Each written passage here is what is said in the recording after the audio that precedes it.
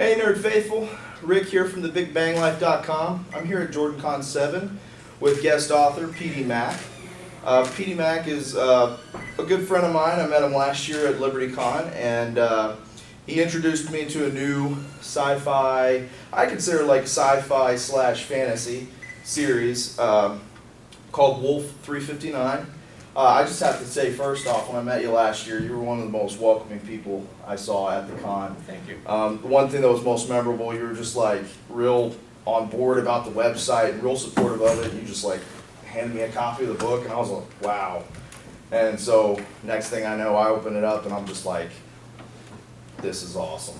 So I'm just now starting the second novel titled, if I'm not mistaken, Queen Queen to Play. to Play. Right. So, so tell me a little bit about, tell the fans a little bit about the series. And Okay. It's epic sci-fi adventure, and it takes place on a planet circling Wolf 359.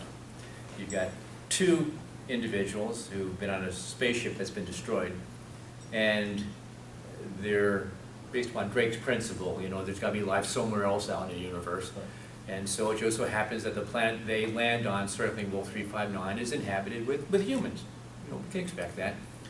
But the civilization they encounter has its recorded history is only about 1,500 years, because the civilization itself had escaped from a plague, and so they've kind of had to restart themselves. I mean, think about being put into an environment with 50 people you don't know, and saying, create a future.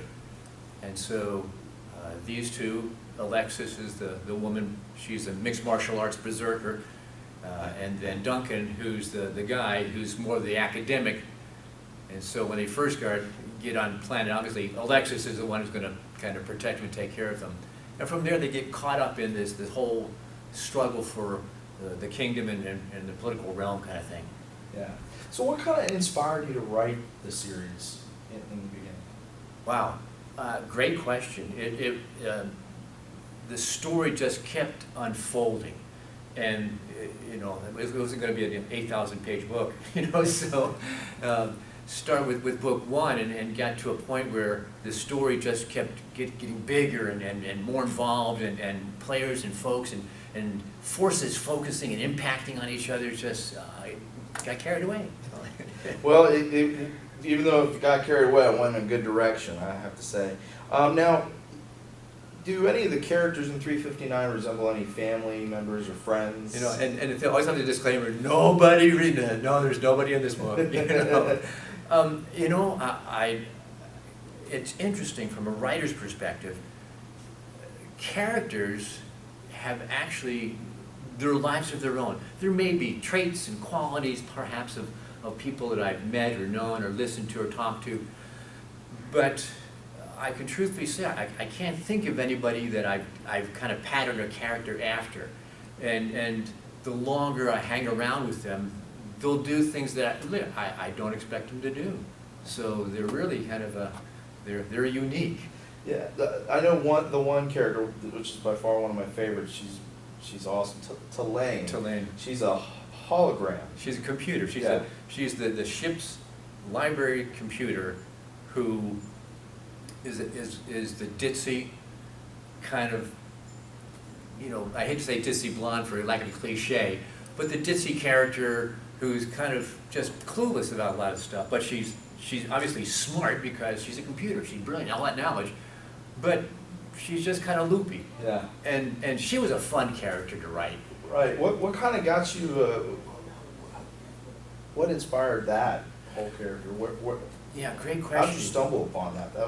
Well, it's one of those where, you know, quintessentially the computer, you know, holograms always, computers are serious, they're logical, and I thought it might be nice to have a computer that's just kind of flaky, you know, just like, oh well, you know, just out there and almost enjoying life on her own, but you can't help but not like her because she is just so flaky.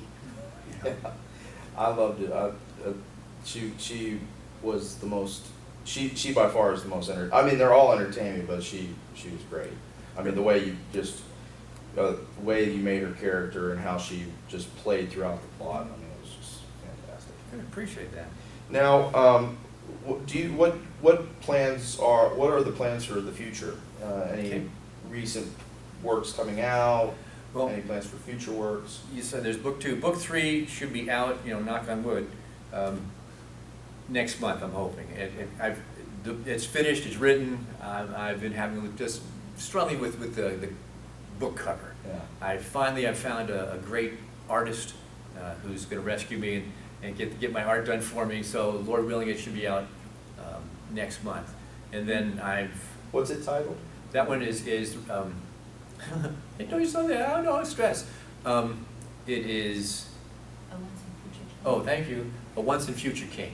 A Once and Future. Right, and that continues this one I enjoy because it's a twist at the end of that one that you're not expecting. It'll be a fun, and I won't, no spoilers, but it'll be a fun. Now, is that going to be the final book? No. Okay. Because I'm working on book 4. Okay. And about 100-something thousand words into book 4 right now, and there will be a book 5, Okay. and then that may be the end. Okay. Yeah. Well, I'm looking forward to 3 more books. I'll tell you, I'm just getting the second one. It's getting really good. You guys need to pick them up if you can. And if I don't forget, did you mention that you're planning on writing a standalone as Yes. Also, worked on a steampunk novel that'll take place in Tombstone, Arizona, kind of a steampunk western. well? Yeah. And my wife and I were out there last week doing our research, and just had a great time. But I've got the plot, I've got the characters, I've kind of got it all rattling around in there, and it's just a question of getting it out. Awesome.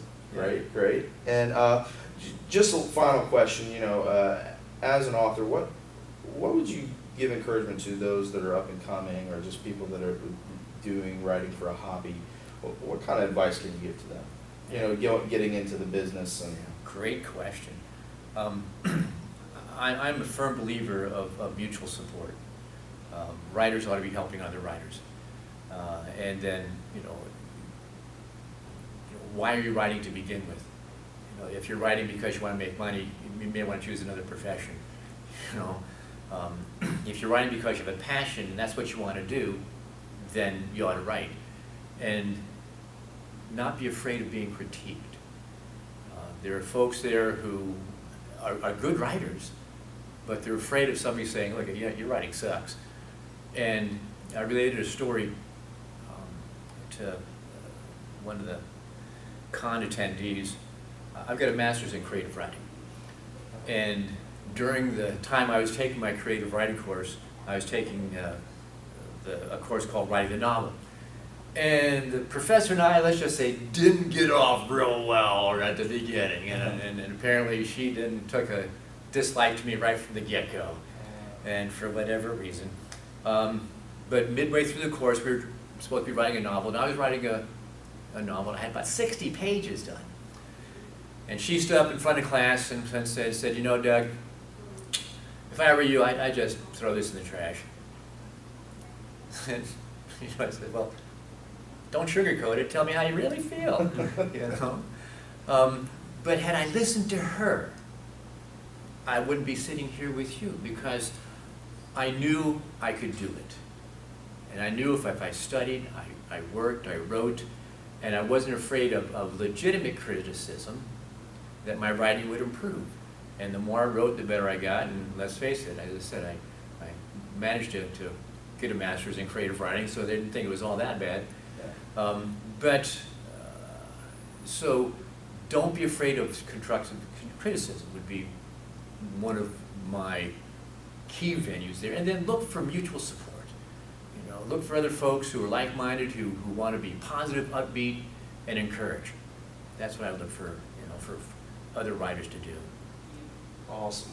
Well, I just want to say thank you so much for being able to take the time and do this interview with me. I was really excited to see. I was actually thinking I was going to see it at LibertyCon, Right. But I was able to catch it here, which was awesome.